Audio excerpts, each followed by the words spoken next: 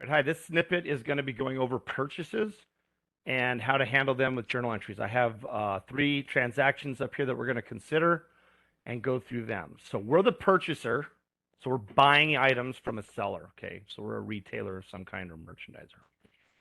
On January 5th, we purchased 500 units of product at a cost of $15 per unit. Terms of sale are 210 net 30. All right, let's go ahead and make our journal entry for January 5th. January 5th. We're going to do merchandise inventory. All right. And whenever we have terms, credit terms of 210 net 30, we automatically know that we are going to be dealing with accounts payable or accounts receivable, depending on the circumstance. In this case, it's accounts payable because we're buying stuff. We owe this company, whoever we're buying this from, the money that we are going to pay. So what we have here is 500 units at 15 bucks a pop. So that's $7,500. Let's go ahead and format the columns here so it looks pretty. Very important aspect of accounting. Got to make it look pretty. All right. Then on January 10th, let's go over here. And this is what I like to do when I do these problems. I like to make a T account. The reason for this is it will help me track my accounts payable. It will also help me track the merchandise. Remember, we got to value our inventory at the lower of cost or market. Actually, let me just go like this. There. Okay, so in this case, we got $7,500 of inventory. We got, $7,500 of credit. And remember, this is reflecting that we are balanced. Okay? Want to always make sure we're balanced. Then on January 10th,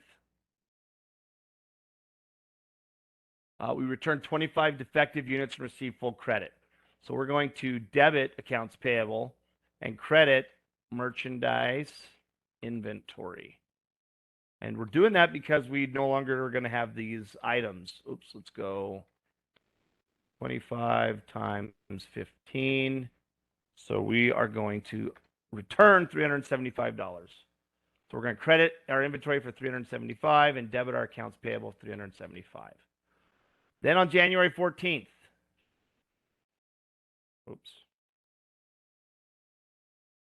we pay for this minus any discount. Now, because I did these journal entries or these T accounts too, it's going to make it to where this is going to be easy for us to calculate. Otherwise, we'd have to go back through and do all the stuff to calculate. Our inventory balance is going to be the $7,500 minus the return. So we have $71,025. Well, guess what? That's the exact amount that we now owe for our accounts payable. So we owe $7,125. So we're going to debit our accounts payable for the $71.25. But we're taking the discount because this is within 10 days of when we purchased it. So we got to come over here and do this calculation. Now, you can do it one of two ways. We're going to go merchandise inventory and cash. We can calculate the merchandise inventory and then just do the math for the cash or vice versa. We're taking a 2% discount. So we can either do the merchandise inventory,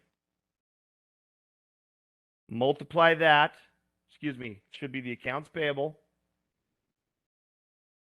multiply that by the 2%, 143 bucks. We can do it the other way too, and we can take the accounts payable and multiply it by everything except the amount of the discount, which is 0.98. It's basically 1 minus the discount amount, which is 2%. So it leaves us 0.98. Either way, it's going to give us $7,125. You can see that in the lower right corner there of the sum, but just for illustrative purposes, I'll show you that both ways we calculated it, it got to the same amount. So it doesn't matter. Now, if you didn't want to do one of, you only wanted to do one of them, then all you'd have to do to get the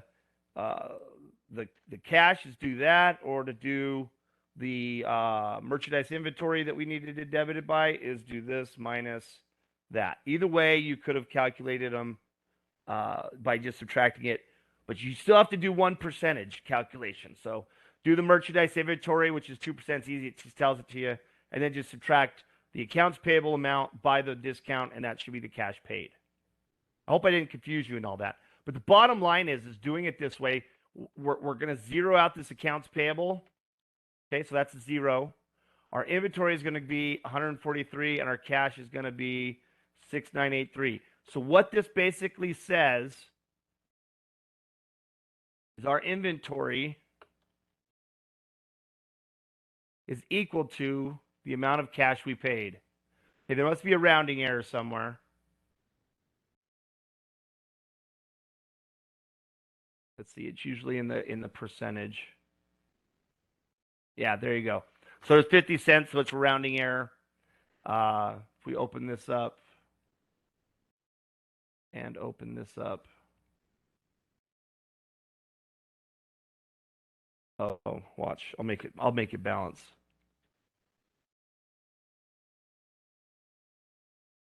There, now it balances.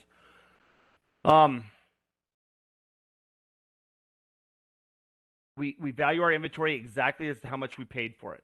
Okay, that's what we're going for in doing all this. We can't value our inventory at anything other than the cost we paid for it, unless it's lower, unless the value of that inventory is lower than the amount of cash we paid for it. At which point we'd lower it then. But that's don't worry about that right now. We're valuing it whatever we paid for. Okay. If there's any questions on this, please let me know. Remember, we're taking the discount based on what we owe them when we take the discount. So we got to factor out any of the returns and allowances we may have been able to be afforded. All right, that's the snippet. I hope you guys enjoyed it, and we'll see you in other videos.